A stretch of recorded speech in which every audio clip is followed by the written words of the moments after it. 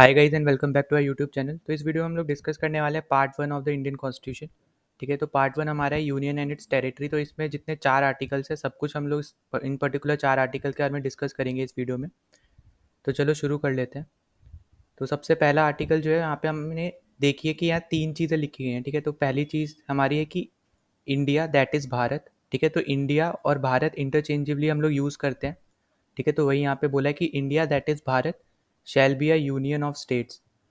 ठीक है, मतलब कि जो स्टेट्स हैं उनसे मिलके बनाई है, हमारा जो कंट्री है वो स्टेट से मिलके बना है। पर यहाँ पे एक चीज़ आपको याद रखनी है कि इन कंट्रीज़ को अलाउड नहीं है कि ये अलग हो सकते हैं इंडिया से। ठीक है, जैसे यूएस में अलग सिस्टम चलता है, यहाँ पे इंडिया में थोड़ा अलग है। फिर अगर हम बात करते हैं नेक्स्ट पॉइंट में, जो इसका सब पार्ट टू है, तो यहाँ पे हमें बोला गया कि जो स्टेट्स और यहाँ पे जो टेरिटरीज है, ठीक है, ये सब हमारे फर्स्ट शेड्यूल के अंदर बताई गई हैं। ठीक है, तो जो हमारा फर्स्ट शेड्यूल है जहाँ पे हम पूरी जो हमारी टेरिटरीज के बारे में बताता है, ठीक है, जिसमें हमने पूरा बता रखा है, तो वो यहाँ पे यही बता रहे हैं कि states and territories first schedule में बताई गई हैं। फिर थर्ड पॉइंट जो है, इसका थर्ड सब क्लॉज जो है, यहाँ पे बताया कि ये जो टेरिटरीज है क्या क्या इसमें पाया जाता है। ठीक है, मतलब कौन कौन सी टेरिटरीज हम मानते हैं कि ये हमारी इंडिया की टेरिटरी है। तो पहली तो हमारी स्टेट्स, ठीक है, दूसरी हमारी यूटीज जो कि यूनियन टेरिटरीज है, ठीक, और तीसरा अगर मान लो फ्यूचर में हम कोई भी टेरिटरी एक्वायर्ड करते हैं तो वो भी इंडिया की टेरिटरी मानी जाएगी। ठीक है, तो ये तीन मेन चीज़ें हैं, ये आपको पता होना चाहिए। और ये याद रख लेना कि कौन सी चीज़ों जो है वो इस पर्टिकुलर एक्ट के अंदर आती है। ठीक है, तो स्टेट्स है, यूटीज़ है, और कोई भी ऐसा एरिया जो इंडियन गवर्नमेंट आगे जाके एक्वायर कर लेती है, ठीक है, या फिर इंडिया के साथ ज्वाइन कर जाता है वो खुद से अपनी मर्जी से, तो वो सारी इंडिया की टेरिटरी मानी जाएगी। फिर हम नेक्स्ट पे चलते हैं। फिर आप यहाँ पे देख सकते हो कि इंडिया डिस्क्राइब है एज अ यूनियन, ठीक है, जबकि वो फेडरल है इन नेचर। ठीक, तो यहाँ पे एक चीज़ याद रखना कि फेडरल स्ट्रक्चर थोड़ा डिफरेंट होता है, हम पूरी तरीके से फेडरल नहीं है, आपको पता होगा हम क्वासी फेडरल है। ठीक, तो इसलिए यहाँ पे बोला है कि हम लोग यूनियन हमारे में मतलब डिस्क्राइब किया है, फेडरल एज सच हम बोलते नहीं है। जो हमारे यूएस का कॉन्स्टिट्यूशन है वो एक तरीके से प्योर फेडरल कॉन्स्टिट्यूशन है। ठीक है, उसके बाद अगर हम नेक्स्ट में चलते हैं तो federation is a union because of is indestructible nature. ठीक, क्यों क्यों इंडिस्ट्रक्टिबल नेचर है, क्योंकि यहाँ पे कोई भी स्टेट को राइट नहीं है कि वो अपने आप से अलग हो जाए इंडियन यूनियन से। ठीक है, तो इसलिए ये इंडिस्ट्रक्टिबल नेचर में है। तो ये आपको ये पता होना चाहिए कि भले हमारा कॉन्स्टिट्यूशन यूनियन ऑफ स्टेट्स हम लोग बोल रहे हैं, ठीक है, और फेडरल भी है हमारा, पर यहाँ पे जो स्टेट्स हैं उनको अलाउड नहीं है कि वो अपनी मर्जी से खुद सेपरेट हो जाए इंडिया से। ठीक, तो ये कुछ इंपॉर्टेंट पॉइंट्स है आर्टिकल वन के बारे में पता होना चाहिए।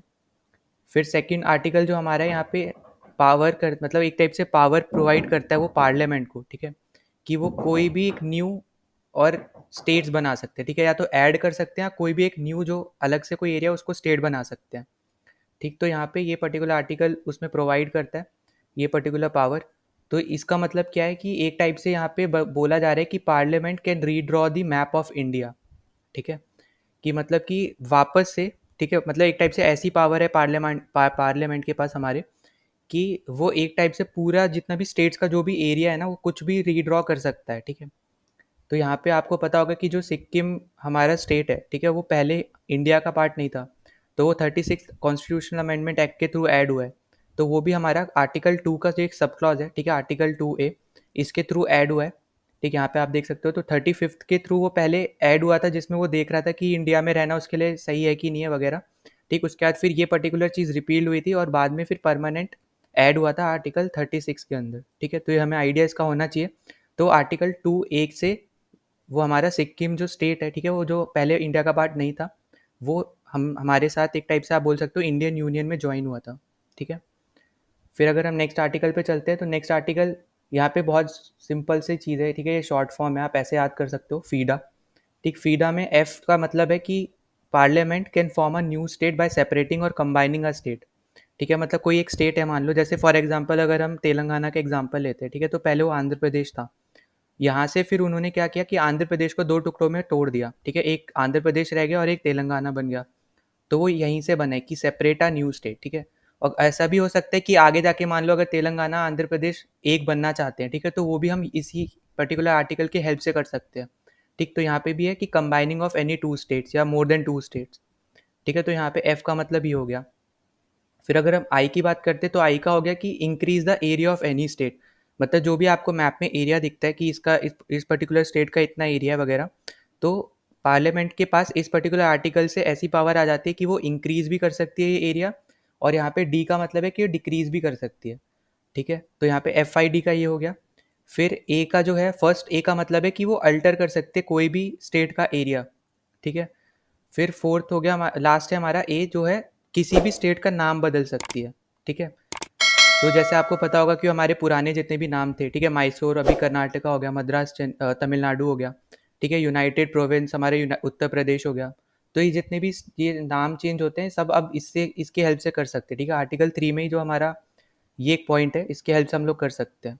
ठीक, तो यहाँ पे सिंपल आप याद कर सकते हो फीडा, और फीडा से याद कर लेना फॉर्म अ न्यू स्टेट, और बाय सेपरेटिंग और कंबाइनिंग टू और more states, increase the area of any state, decrease the area of any state, alter the area of any state, या फिर alter the name of any state. ठीक है, तो ये पांचों चीज़ें इस पर्टिकुलर आर्टिकल से पार्लियामेंट के पास ये पावर जाती है। ठीक है, फिर अगर हम इसी के बारे में थोड़ा और डिस्कस कर लेते हैं, तो यहाँ पे पहली चीज़ आपको याद रखनी है कि जब भी आर्टिकल 3 कहीं पे भी यूज़ होगा तो सबसे पहले प्रायर रिकमेंडेशन चाहिए प्रेसिडेंट की।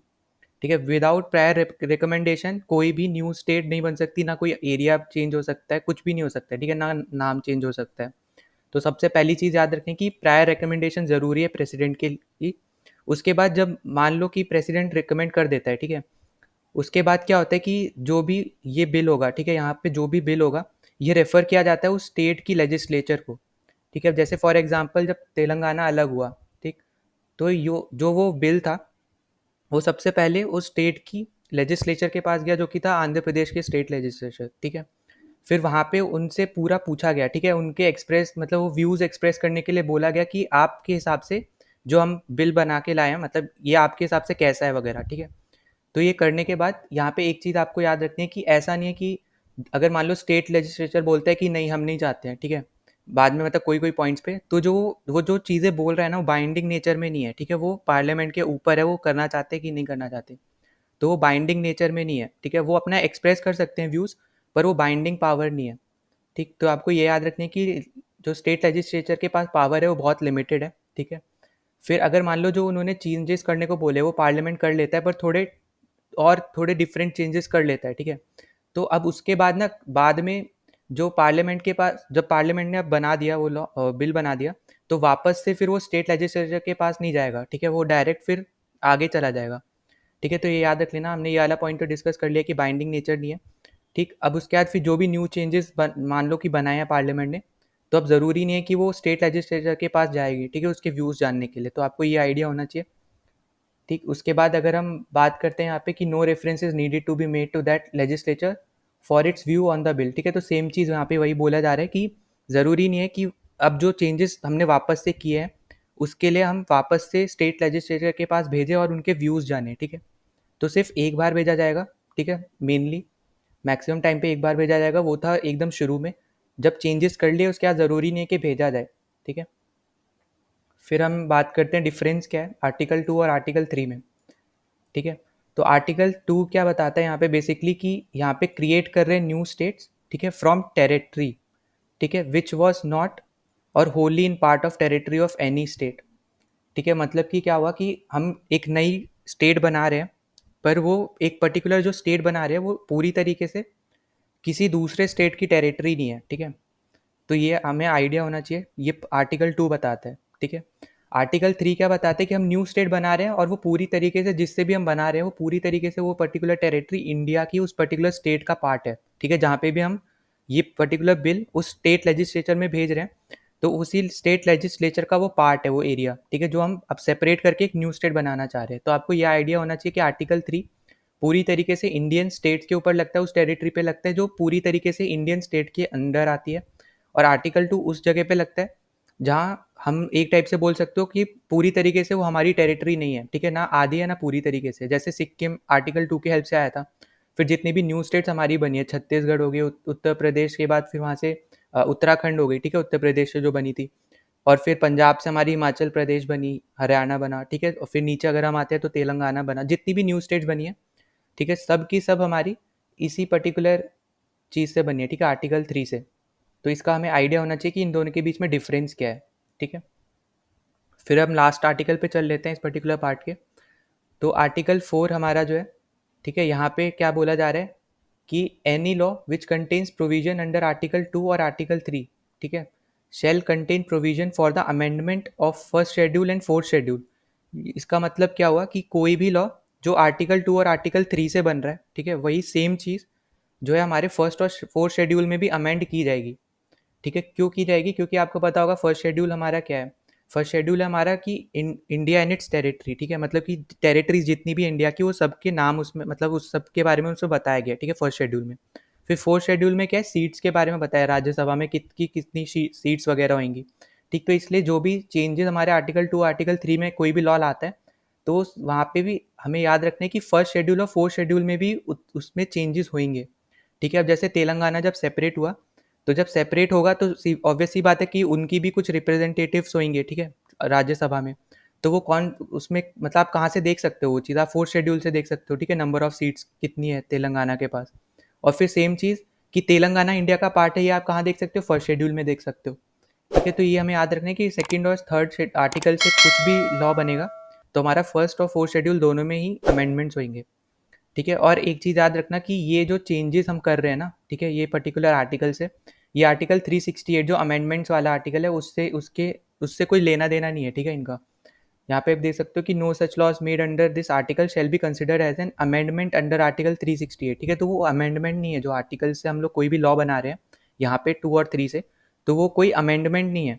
ठीक है, जैसे हम अमेंडमेंट्स में हम लोग देखते हैं कि डिफरेंट डिफरेंट अमेंडमेंट्स होती है, कॉन्स्टिट्यूशनल अमेंडमेंट्स, तो वो आर्टिकल 368 के हेल्प से होती है। ठीक है, पर हम यहाँ पे कोई आर्टिकल 368 का यूज़ नहीं कर रहे हैं, यहाँ पे बस सेपरेट स्टेट्स बना रहे हैं या फिर कंबाइन कर रहे हैं स्टेट्स को। ठीक है, या फिर कोई एरिया आप चेंज कर दिया, नाम चेंज कर दिया, तो आर्टिकल 2 और 3 का हम लोग अमेंडमेंट नहीं मानते हैं। ठीक, तो ये कुछ इंपॉर्टेंट पॉइंट थे पार्ट 1 के बारे में। तो ये हमने पूरा चीज़ें इस पे पर्टिकुलर पार्ट में डिस्कस कर लिया पार्ट 1 का। अगर आपको वीडियो अच्छा लगता है तो प्लीज़ लाइक द वीडियो, जितना हो सके उतना ज़्यादा शेयर कर दो, और मिलते हैं नेक्स्ट वीडियो में। Till then bye.